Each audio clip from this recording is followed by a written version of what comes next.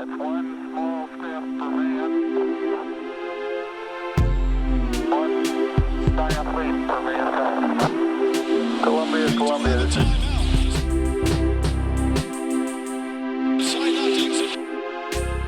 Houston, AOS, over.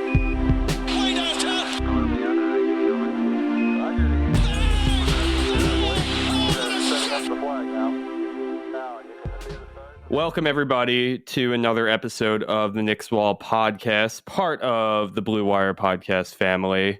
I am Anthony Corbo, at Corbo Anthony on Twitter. I am joined today by my co-host, Kyle Maggio, at Kyle Maggio on Twitter. What is going on, my dude? Oh, you know, more of the same. Just got done watching a little Frank Ntilikina. Yeah. We're going to hop right into that in a second. But, first, everyone make sure you're subscribed to this podcast on Apple Podcasts, wherever you get your podcasts. Subscribe to us on YouTube. Why don't you, head to the knickswall.com. Check out all the articles we got going on there. A lot of features. August is not a ton of news going on, but a great time to start considering, what we're going to see come, training camp and, when the season opens in October. We're gearing up for it. But, any basketball at this point is good basketball. So basically all we have is a little Frank Ntilikina plays, a couple of highlights. It's the FIBA friendlies right now, correct? And we're seeing a little bit of Frank in action, playing with the likes of Rudy Gobert and Nick Batum, and lower competition. We're talking about friendly matches here and everything like that, so not a ton to make of it, but we're seeing kind of more of the same out of him right here. What did he go with this last one, the friendly? He finished with, trying to find his stat line right here. He had 7 points on 2 of 7 shooting, 1 of 3 from 3, pretty much more of the same. No rebounds. Did he have any assists? Why can't I read this box score? This box score is ridiculous looking. To my understanding, he had 5 rebounds or 5 assists. One of them, but 5 assists. Yeah, 5 assists. That's what I'm saying right here. So I mean, that's good to see. There was a highlight floating around, I think, from a couple of days ago, of him throwing up a nice looking lob to Gobert and throwing it down. I don't know, man.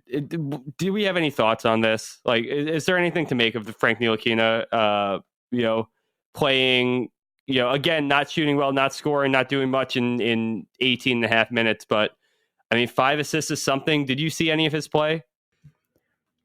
I feel like I'm going to throw so many caveats here. I'm going to sound like Stephen A. Smith before he goes on a wild rant. Well, that's what August is for. I know, so for everybody who may have just seen my couple of tweets, which I just posted maybe an hour ago. We're recording at 5:30ish Eastern time on this lovely Wednesday afternoon. And so if you have saw that and partook in trying to drag me, then please just pause for a second. So I know that he's 21 years old. I know he's very young. I know he's very raw. I know he's a project. I know I'm supposed to be patient. I know it's going to take a lot of time for him to be the player we hope he can be. I'm aware that he did a few little things good. I'm aware that he's not totally trash, but I'm also aware that he got hurt in the second half of last year, missed pretty much the rest of the season, aside from the one game he came back for and then re-aggravated things. I'm aware he hasn't played in some time. I'm aware it's August. So I got all those things out of the way. You understand what I'm getting at, right? And at the same time, it's just more of the same from Frank. It's gotten to the point where it feels like, and I'm prepared to get yelled at for this, as I have been for everything else with Frank the past 6 or 7 months. If you're an NBA player, if you're a legitimate NBA player, and I know Nicholas Batum finished with 3 points, I get it. But Nicholas Batum is also getting kind of washed now and has a very successful NBA career. Frank Ntilikina is still trying to make it. He's still trying to make it in the NBA. He's still trying to make it with the Knicks. He's still trying to make it ahead of the Jarrett Jacks and the Emmanuel Mudiay's. And this is a lottery pick. He's still trying to make it to lock in a spot on the French national team moving forward. And it just feels like we always get the same dude. Like we get 0 for 3 for a few points in the first game. And I get these are friendlies, but like it was Tunisia today. Like you couldn't do a little bit more versus Tunisia. Yeah, I agree. I agree to the point that it's friendly. So like we're playing, there's a certain feeling to, okay, it's a friendly match. It's, they don't mean anything. These guys are not playing at full strength right now. Obviously, they're not playing.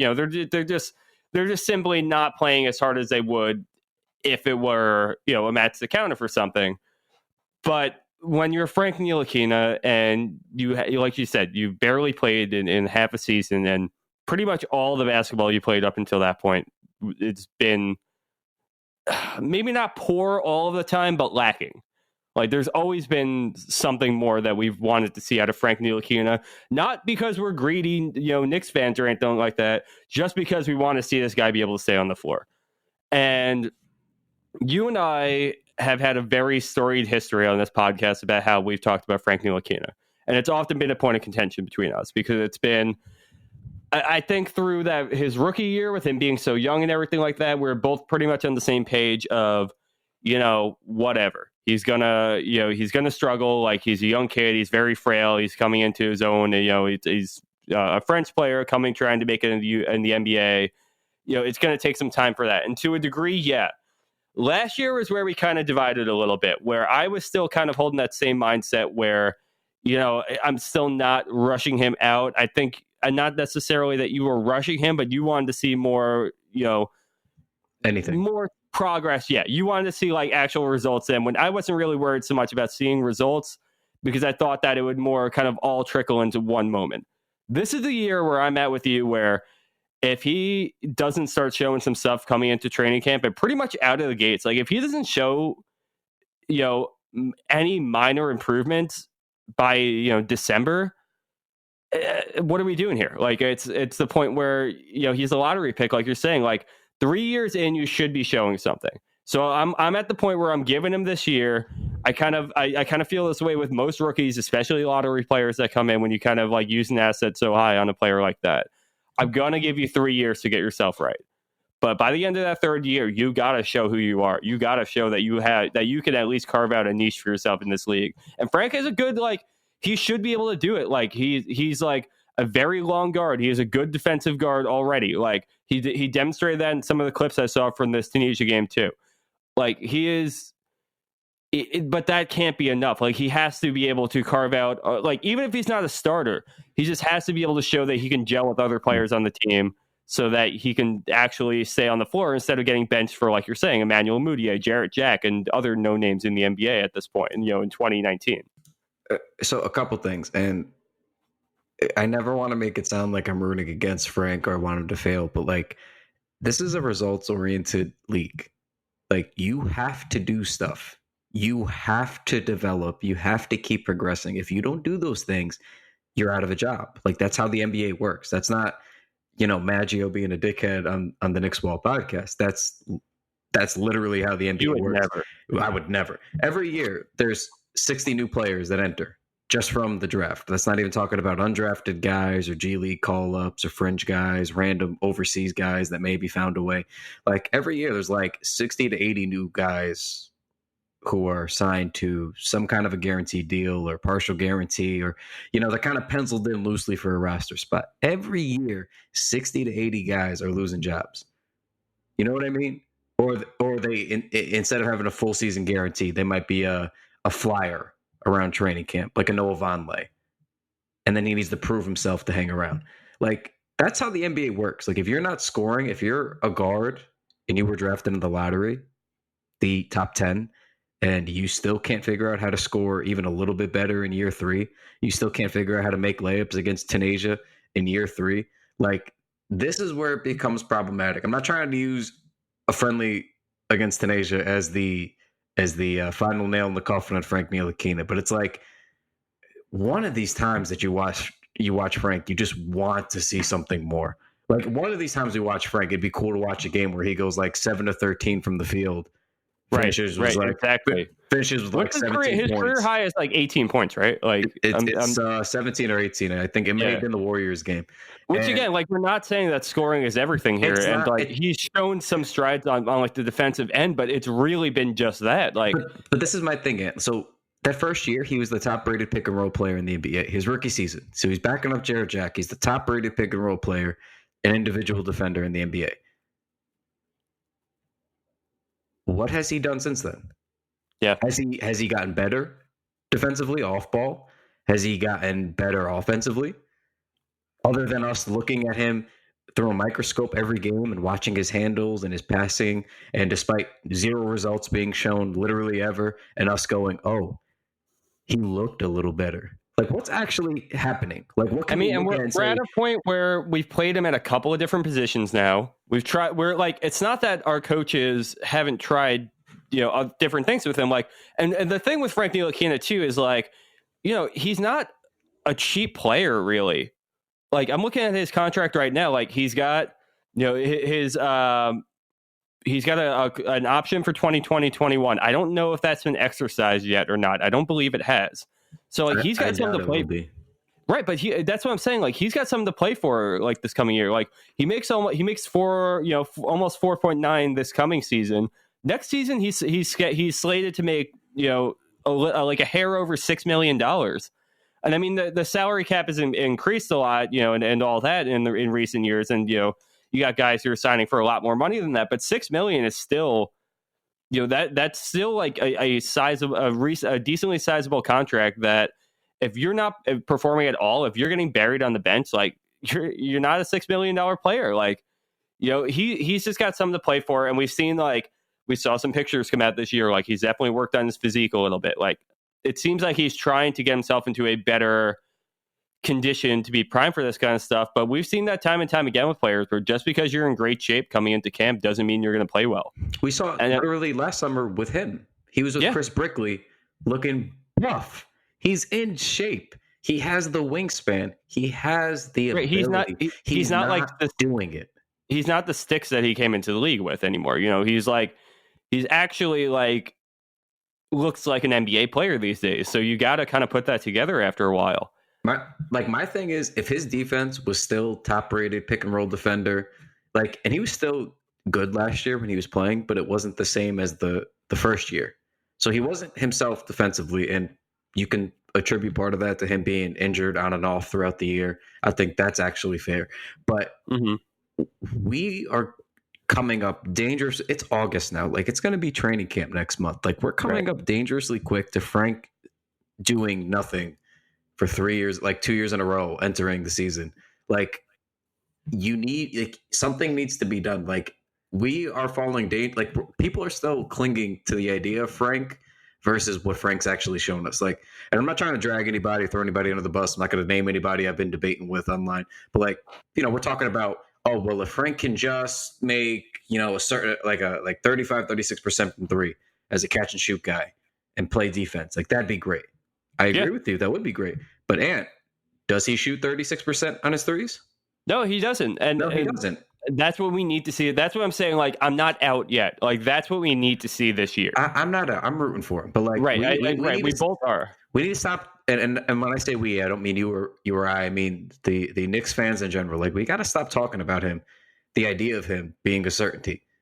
Like, there's no certainty that he becomes a 33. Like, he's shooting 30%. Like, he shot worse this year than he did the first season. Why are we assuming that he's going to suddenly be this marksman from three, this knockdown catch and shoot guy? Like, I don't understand how people are higher on him than they are on Kevin Knox right now.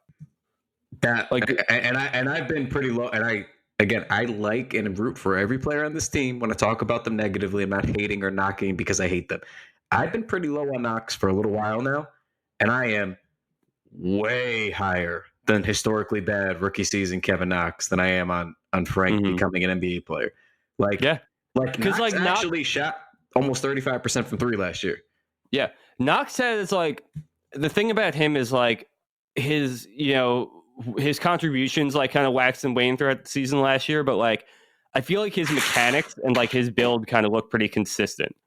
And a lot of it came down to like mentality. With Frank, it's like, his shot doesn't look the same half the time. He's not doing the same things on the court like game in and game out, so we can like try to improve in those things. Like, it's just a little ragtag, and I don't quite know what to make of it yet. But I think all this is to go to say that this is a very, very big year for Frank Ntilikina. He's gonna have to show something, because I mean, he's in a contract year now. Let's see what he can do about it.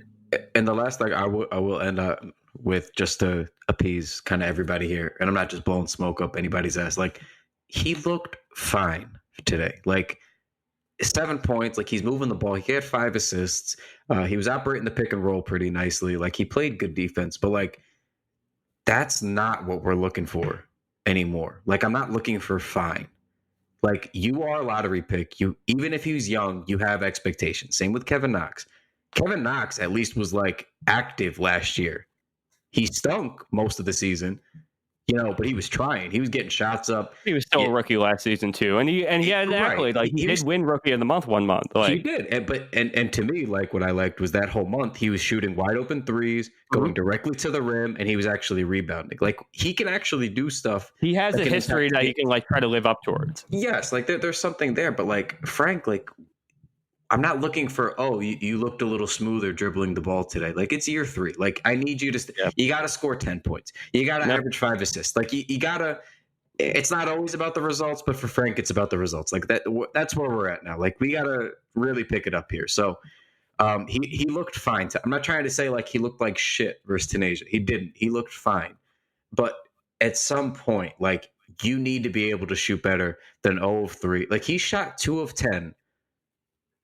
Versus Turkey and Tunisia combined. Like, I get that these are exhibitions, these are first game back, but come on. Like, these are really, like, that's just really low-level competition. Like, you got to be able to do better than that. So we are going to talk about the shock of the summer in just a moment, but before we do, I wanted to tell you all about our sponsor, ShipStation. When you're selling online, getting your orders out can be a real pain, and that's why you need ShipStation.com. It's the fastest, easiest, and most affordable way to manage and ship your orders. No matter where you're selling, Amazon, Etsy, or your own website, ShipStation brings all your orders into one simple interface. ShipStation helps you get your orders out quickly, save money on shipping costs, and keep your customers happy. And right now, listeners to the Knicks Wall podcast or any Blue Wire podcast can try ShipStation for free for 60 days when you use the promo code BLUE. There's absolutely no risk. You can start your free trial without even entering your credit card info. ShipStation works with all the major carriers, including USPS, FedEx, UPS, even Amazon Fulfillment. So you can compare and choose the best shipping solution for you and your customer. No wonder ShipStation's the #1 choice of online sellers. You'll ship more in less time with the best rates available. Just try ShipStation.com, click on the microphone at the top of the page, and type in BLUE. That's ShipStation.com, then enter promo code BLUE. ShipStation.com. Make ship happen.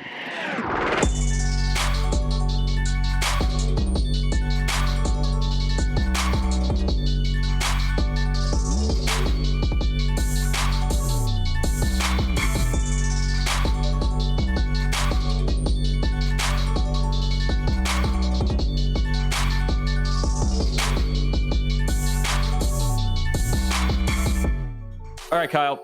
Surprise of the summer was not Kevin Durant and Kyrie Irving signing with the Brooklyn Nets. It was not signing 8 power forwards to our roster. None of that. Surprise of the station comes in the Knicks having their Christmas Day game revoked. On what I can only imagine was the league office watching Enes Kanter. Didn't he have like 20 rebounds last Christmas or something like that? He had a big Christmas. Yeah, like I just think they were just like, listen, like, we got all of these guys in the league right now, and we got Zion Williamson coming in. We got LeBron and Anthony Davis on the same team. We got all these guys flip flopping all over the place, and nobody wants to sit through. Not that Enes Kanter is on the Knicks anymore, but nobody wants to sit through that again. And so the Knicks have had their Christmas game revoked in favor of, what is the Christmas schedule looking like right now? We got New Orleans at Denver. That's an interesting matchup, but I'll take it. Oh, never mind. I'm so sorry. I reported some fake news a second ago. We are going to get a 20 rebound Enes Kanter game because we have Boston at Toronto. starting center Enes Kanter of the Boston Celtics.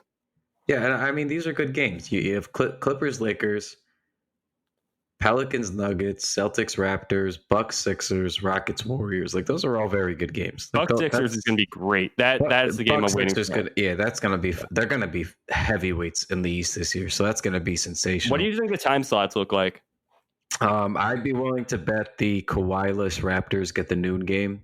Them or the Pelicans, Nuggets, and then I think everyone else after that gets. I think it's Pelicans, Nuggets are going to get the noon game. I think Clippers, Lakers is obviously going to go prime time. Or yeah, I think that's the finisher. And then I would assume Bucks, Sixers is either right before that. Houston versus the Warriors, which is in. Oh, that's a good one too, though. Which is in the new arena for the Warriors. That's going to be a late game. I would assume that goes those after three the Lakers. Definitely close it out right there. Yeah, that's probably the closer out. And then I think they do New Orleans, Denver to start it off, just to like you get the Zion hype going, and then you get people like you get them in at noon, you keep them throughout the day. Could be.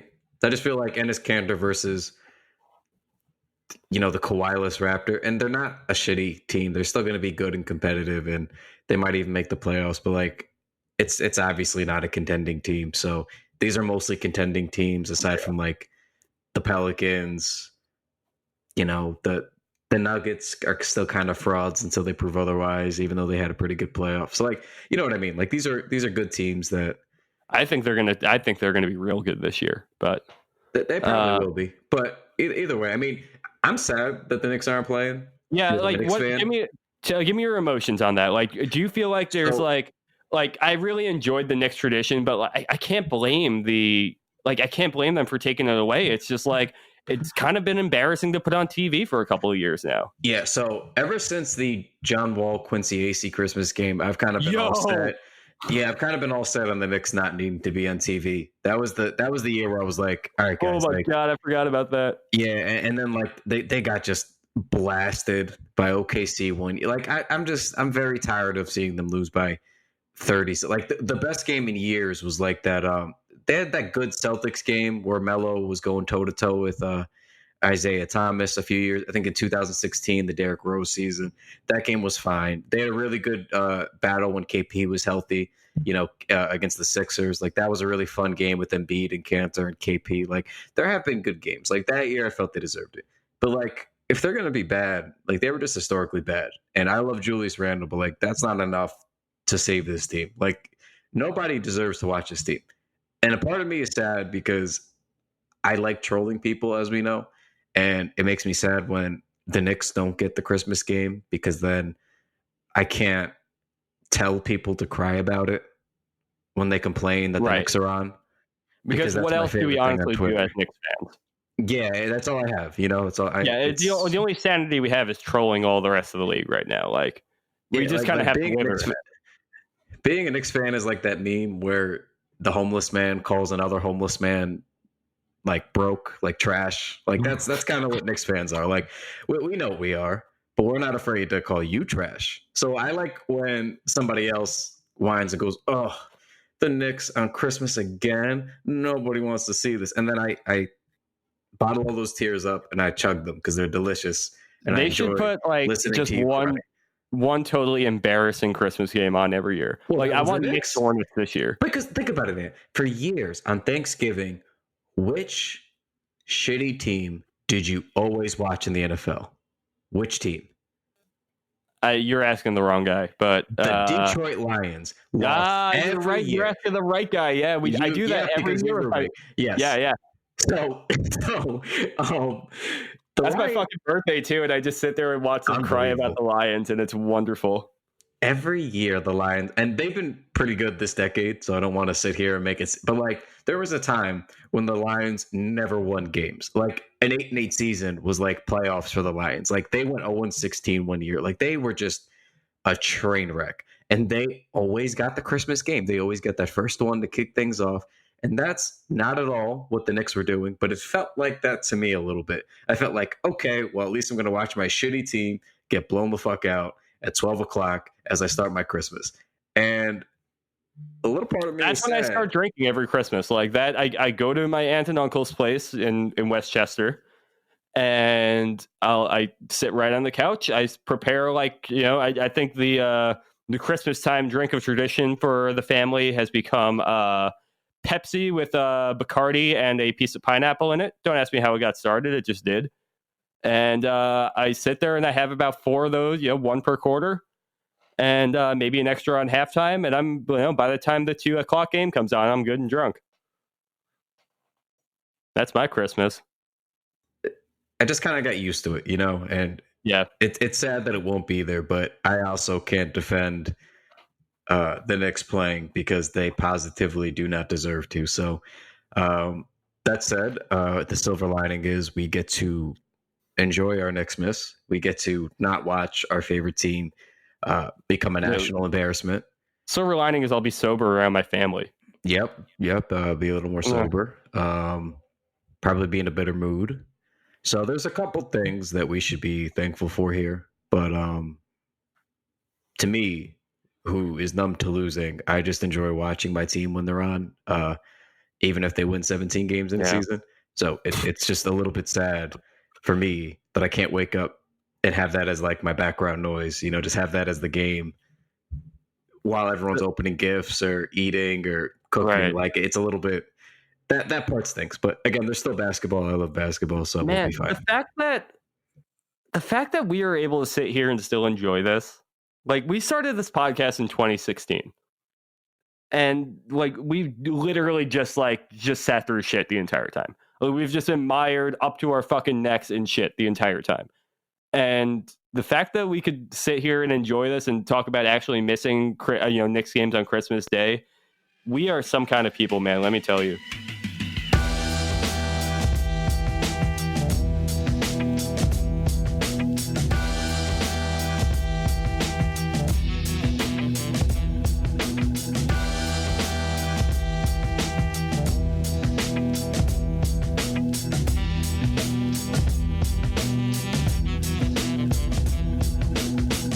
Let's turn our attention to the popular opinion of the rest of the fan base. It seems like the Knicks are kind of scouting out some ideas for what their 4th jersey is going to be next season. I don't know, probably to replace the city jersey or something, but it's looking like they're trying to do a little bit of a throwback type situation because they've been pushing a poll pretty hard on social media the last couple of days, or not really even a poll, but just a graphic. With 4 throwback jersey ideas for them to wear next season. And one of them is it's like the 50s one. There's the, I think 2 50s ones on there, right? Yeah, it's 49 to 53, 53 to 59. The 49 to 53 one is just like very regular piping. The 53 to 59 one is kind of like the style of the city one from last season. And then kind of out of the blue comes 97 to 2001 with the big like trapezoid stripe down the side. And then they have the 2001, 2002, like, black and orange straight piping down the bottom, like the black and blue collar. And there is, especially amongst Knicks Wall commenters and our mentions, there seems to be, and between me and you a little bit, there seems to be some bit of discrepancy going on. So here. I'd like to defend my take. Right. You are staunch on the point that there is only one correct answer here. There's 1.5, if we're being honest. I have to be bold from my from the TKW account. But okay, so here's how I arrived at the decision, right? So if you're looking at 1, nothing wrong with 1. But 1's very simple, very clean. We've done that recently too, and I'm good on that. We've done that recently, and also our jerseys now are very simple, very clean. I like our jerseys now for what it's worth. I don't. Sure, me too. I do. Very simple, very classic. I like that, right? So a nice evolution of where we've come from to now. Right. So for me, there's no need for 1. So that was the easiest one. Eliminate that. Like it, it's classic, but I don't think it really does anything now. There's not enough differentiation, right? That takes us to 2. Mm-hmm. I like 2, but you kind of just did that with the city jersey last year. Exactly. And like we've done other ones similar to that in recent years. Right. Too. Like we've kind of abused that one. Now we're sort of getting to the point where we're 20 years after that late 90s era. And I'm starting to think we can retro back to those. And This is strange to me that this is even here. The only reason I didn't say 4, even though I like 4, is because I think we're still a little too close to that one. Right. I agree with you. I agree with that mentality a lot. We scrapped those the year after we got Amari, like the year before we got Amari. The year with Amari, it was still the same design, but I think they scrapped the black piping, if I'm not mistaken. They made it a little bit more like uniform looking. Like they made it cleaner looking. I really like the ones they wore from like 2010 to like 2013 or so, where it had the orange in the collar as well. The piping was pretty much just about the same down the side, but it was more that like the collar was a little bit different. Yeah, so I like those two actually, and so for those me, might be my favorite jerseys. See, now for me, I like those a lot because I had liked the late 90s ones, and I thought these are close enough. These are a more sleek version of that, basically. Right. And I like that the black wasn't too much, whatever. And for some reason, they just became so like bleh to me. Yeah. As like that era was finishing, that I really enjoyed the new ones. It was like all through Melo's tenure, like that first half of it, I was really excited about those jerseys. Really loved them. The first half, like when he first got traded, like those first, because they changed him right before 2012. Right. They changed him for the 2012 season. I remember that because that was like my first year of college, and I had a teacher ask what my favorite color was going to be, or what my favorite color was, and I told him that whatever the Knicks jersey color ends up being tomorrow, that's what it is. Whatever shade of blue. But here, all right. I have had a bit of a soft spot for number 3 as well. I also really appreciate a little bit of decoration on the shorts as well. Like I like the number on the bottom there, gets me all the time. But man, they're just ugly. Like I don't know any other way to say it. Like it's just where the trapezoids come out to. Like it's just they're just too wide, and I thought that like the 0102 like. And beyond that, we're just a good way of cleaning those jerseys up a little bit. Like I like 3, and I think 3 makes for a good throwback jersey. Because I think 4 is still a little bit too close to what they're wearing now. And like you said, you're right. They need a little bit of time, a little bit more time before they can go back to those. Especially considering that era that they wore those in were just garbage basketball, just vomit basketball the entire time. And 3 was like, they had a finals appearance wearing those jerseys. So I do have a feeling that 3 is going to be the one that ends up showing up next season. And I think that that's going to look really good. Like imagine RJ Barrett and like Julius Randle wearing these jerseys. Yeah. And Julius Randle, for what it's worth, already spoke up on Instagram. He commented on the Knicks post of this question and said that he wants 3. So I think they'd look good if they're just a little bit more better fitting. I think the 90s one sucked. Like with that, like that's the thing about both 3 and 4 would look good. The reason I think they looked bad in their time was because jerseys were so baggy in those times. Right. For like every player wore them so big that like something just a little bit like I don't know how they're gonna look when they're a little bit sleeker. But I don't know. I'm willing to give it a shot. Like I think it'll look good. It's one of those things where I kind of have to see it in person before I can fully buy into it. But if I had to put one, and this wasn't my original thought when this first started flying around, I was pretty quick to shoot down 3. But if you had to ask me now, I think I'm leaning towards it. Yeah. So the other thing I was thinking too is it's probably not going to be straight up the jersey we remember, because last year's City Edition was a retro, but a modernized touch, a modernized flair on the retro. And I thought that ended up looking really, really good. Like I really hope that they keep those City jerseys around for a while because they were so good. So I would much rather have that pair than have like the 2 main jerseys that we have now, and then like the City from last year, and then like whatever one they pick from here instead of like the statement that we have now. Yeah, and I don't mind that one. I think that one's fine. But like, for me, like if you're gonna have alternates, there used to be 1 alternate.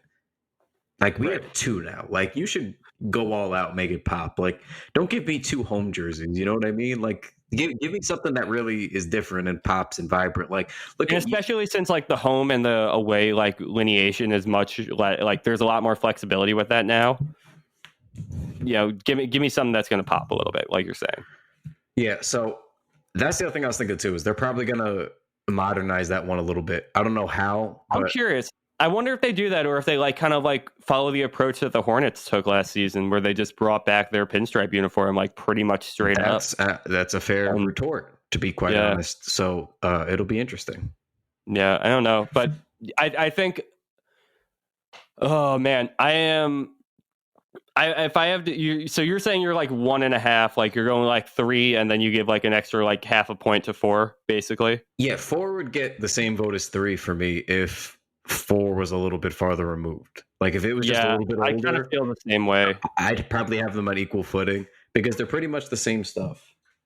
But they're pretty much the same stuff in terms of like it's a black piping on the black sides basically, and then on a blue jersey with the same kind of styling. Like it's mostly the same. It's just, you know what I really need to see in order to buy in? I need to see this jersey on a Taj Gibson wallpaper. Oh my God. I was beside myself. It's like sometimes you don't need to, like, I get we should be welcoming the new guys. I understand.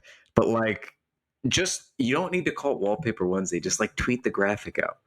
Just be like, oh, Taj is ready for the Big Apple. And then boom, it's a picture of Taj Gibson in his Knicks uniform. Like, don't. Yeah, but come on, all the Taj Gibson fans want representation.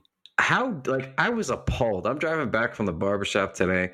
I look at my feed at a stoplight and I see Taj Gibson Wallpaper Wednesday. Stop it. How dare you? Nobody's rocking a Taj Gibson number 60. He doesn't even have a cool number to do. It's number 67. There's nobody's rocking. That is such a shit number. A number 67 Taj Gibson jersey in year whatever. Oh my God. Can you imagine? Year he's in at this point. Like, I'm sorry. Come on, guys. Like, dude, I never complain about this stuff, but come on.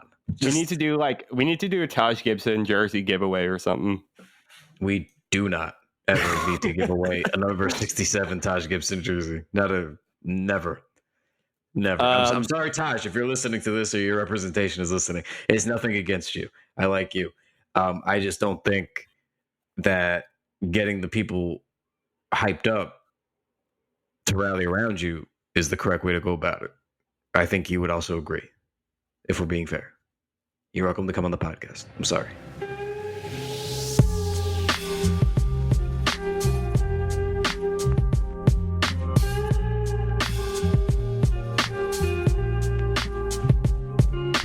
All right. Well, before we get out of here today, it's a bit of a light week.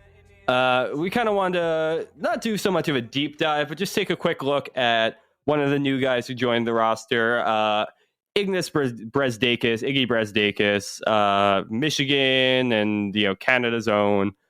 Going to be competing amongst the swarm of small and power forwards and tweeners and guys who are going to play at the 3 and 4 for some minutes. He had a pretty good showing at Summer League, and I think he kind of endeared himself to Knicks fans, to a decent amount, enough for him to have a couple of fans out there who want to see him make some noise in training camp.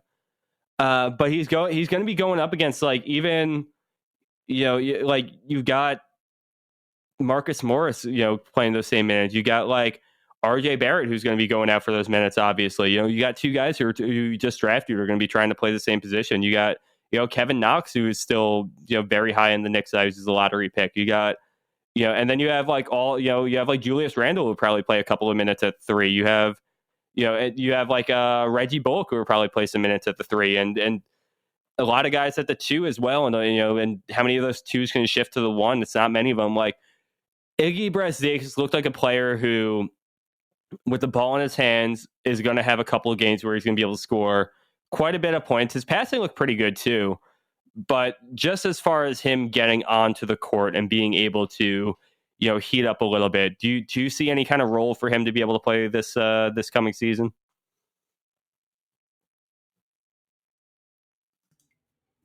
Yeah, actually, because this team needs shooting, and one of the things that I liked about Iggy a lot after I didn't know anything about him when we drafted him. Same way when we drafted Mitchell Robinson last year in the second round, I didn't know anything about him. I don't care that I didn't know. This is the point of the second round. We found out about guys. We learn about guys. Nobody knew about Mitchell Robinson. Everybody stopped getting about Mitch. A couple of people seem to know, but not anybody not like the normal people would. You know what I mean? It's like far and few between. If you're paying attention to Mitchell Robinson in college or in high school, rather, then more power to you. I simply did not. So happy to pay attention now, just not back then. So Iggy, one thing I heard almost immediately after they took him was they drafted him for a lot of his analytics, for a lot of his shooting numbers. So his catch and shoot, like off the dribble or on the move, like they liked a lot of just the way his shooting showed up in those numbers. And to me, like, I like that, one, because of the decision making process, and two, because we fucking need shooters. So the way that RJ is going to be successful, and to a lesser extent the way Dennis is going to be successful, because they're both facilitating guards who can also score but sometimes struggle to do so, especially shooting from outside, is they need those guys who can shoot from outside. Like, they can both get to the rim, get to the line, get to the rack when they want. They can both drive and kick, but they need guys out there who are just going to be lethal. And by lethal, I mean like 38% and up, like 37, 38% and up. Just guys who most of the time are going to hit those threes.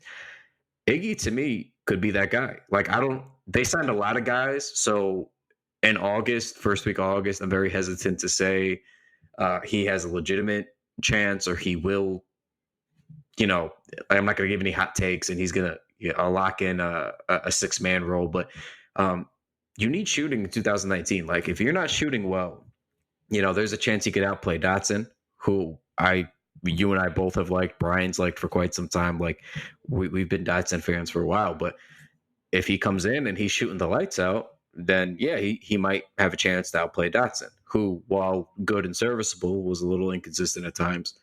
But he could play over Ellington. Probably, I would assume that's the plan, is to give him more opportunities than Ellington. I don't know what the plan is for Bullock now that he's injured. So I would imagine that's a little. My one thing with like the Ellington thing is like they like I would probably see him playing a little bit more than Ellington too as the season goes along. But like, those are two of your few actual shooters on the team. I would probably want to see some lineups where they could get paired together, because everybody else is, mid-range and in. Is you don't have, other than like Marcus Morris and like, it's maybe Julius Randle. Like, you really don't have very many other shooters on the team.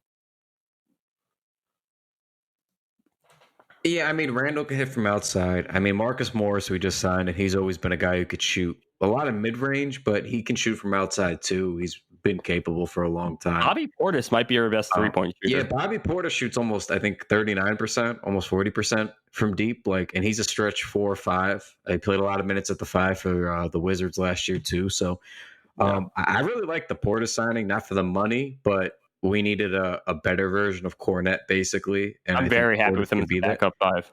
Yeah, I listen, for this year and next, like, I really don't care about the money. You didn't sign any stars. Like, at this point, they could be paying him $30 million for one season. I wouldn't care. Like, just I need to see good basketball players, and Portis to me is a decent, good basketball player. So he's not wild.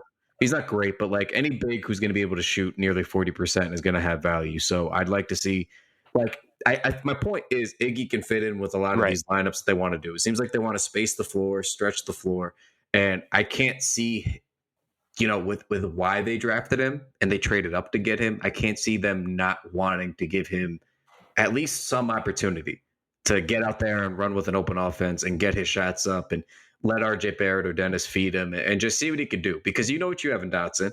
Ellington's a proven veteran. Bullock, when healthy, you know what you're getting. Like, you drafted a kid in the second round. You should give him some opportunities to get that burn and prove himself first. So yeah, there's catch and shoot opportunities for sure. Like, if he can like fit into a role where he's going to be able to catch and shoot like that, and he's going to be able to move well off the ball without having to dribble, then yeah, I think there's definitely opportunity for him to break in. The only problem is, I mean, I didn't watch any Michigan last year. I don't really know. Like, Bryan would be a better person to talk to about this, but like, he just had the ball in his hands for a lot when he was effective in summer league, and he, I thought that he was a pretty good passer, like I was saying before, and like kind of his ability to get to the rim was really good too. I just want to see a little bit more of him, being able to act as a little bit more of that catch and shoot spot for me to fully buy into him making it into the rotation. He should. I don't want to get carried away with Summer League, but like with how much we've needed shooting for like basically forever, like you need those kinds of guys to come in. Like I'd be very disappointed if in a year like this they don't give him every opportunity to go out and just shoot as much as he wants. Like another thing that we can't overlook either was when Dennis got here last year, he was really making a concerted effort to find guys behind the 3-point line. So he was doing a lot of driving, whether he was going up for a layup or just going under the basket, kind of those like Steve Nash running the baseline assists, And we have Dennis a couple of guys who are going to collapse in like that. Like RJ Barrett's going to do the same thing. Exactly. And I think that's why if you're going to play those guys, I'm going to assume both those guys are going to start, whether Dennis is at the 1 and RJ's at the 2 or RJ's at the 3. Like I assume those are going to be 2-year starters and you're probable main offensive initiators. So like there should be with those guys 3 shooters. Like however you got to squeeze them in, if it's Dotson at the 2 and RJ at the 3, and then you put in, Julius and Mitchell. I imagine Marcus Morris probably starts. Yeah, Marcus Morris I forgot about entirely. So I mean there's got to be a plethora of shooters like ready. Like you can't ever have like less than like 2 shooters on the floor with those guys if they're going to start together. So however you got to get it done, and I think Iggy's going to have a chance to do that. I don't think he's going to start, but a 7th, 8th man kind of role. Yeah, get your 15 minutes, shoot 5 threes off the bench, kind of like a Novak. Yeah, fucking why not? I mean, just move. He'll be interesting in some shots to the ball handlers like that. He'll be interesting in some small ball lineups, like when we have Mitch and when we have Mitchell Robinson and we have Portis off the floor at the same time together. Like, and you're either moving like Taj or like Julius Randle into like the 5 spot, and then you're playing like you could probably play Brazdeikis at the 3 or even at the 2, like with like Barrett or something like that. And then like even if you have like I don't know, you move Morris up a spot, you move him into like the 4, you can even play Peyton, at the 1 with that lineup too. Like I'm very interested to see where he kind of slots in, like in like the 2nd and 3rd quarters, like what kind of lineups will surround, what kind of lineups he'll find himself and what players he'll end up surrounding.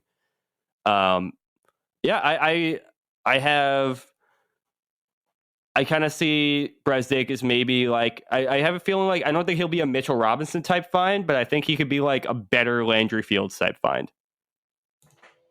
Yeah, I mean, I see that. I just see somebody coming off the bench and like to me, it'd almost be like found money with the Steve Novak thing. Like we signed Novak and we're like, okay, a guy's going to come in, hit a couple threes a game, nothing crazy. And then Novak came in and was like, hey, I'm going to give you 15 minutes off the bench, and I'm never going to miss a fucking 3. How about that? It's like 2.5 years as a really good rotation player.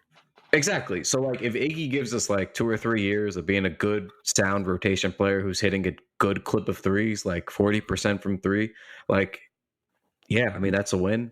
Not everybody's going to be a star. Like, some guys just got to be a really good 7th man. If you're getting a guy in the 2nd round, like, he's just got to be a good role player. Right. Nobody's looking for him to be a starter, but but if he can play just a role, especially as a rookie, like that'll help out a lot. Yeah, I'm excited. Look, we just need scoring here. However we can get it. So we do. All right. Well, I think that's about all we have to go through this week. By the way, if you want to know a little bit more about Iggy Brazdeikis, you want to get some other opinions on it, Knicks Wall's own Stephen Lewis had a piece go up today on the knickswall.com. You can go check out. While you're at it, check out all the other pieces we got on the site. Let's see what else went up recently. We've been putting out a lot of features recently. Harley had a really good one on how Frank figures in the Knicks rotation this year and what he can do to crack the rotation, considering it seems like he's probably on the outs.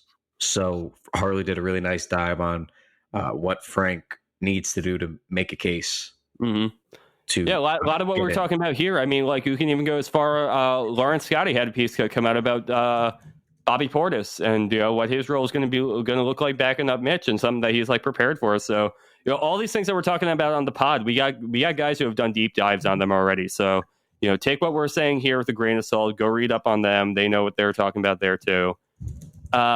head over to Twitter. Follow us at TKW Podcast, at Corbo Anthony, at Kyle Maggio, at Bryan Gibberman, all of us at the Knicks Wall. YouTube, hit that subscribe button. Hit the subscribe for Apple Podcasts, Spotify. Whatever your choice is. We're not going to discriminate here. I'm an Android user. I know what I'm doing here. Yuck. Whatever, man. At least I have a phone. I can see I had a really good clapback coming, and you just undercut me at the knees. I just felt myself tumbling as you said that.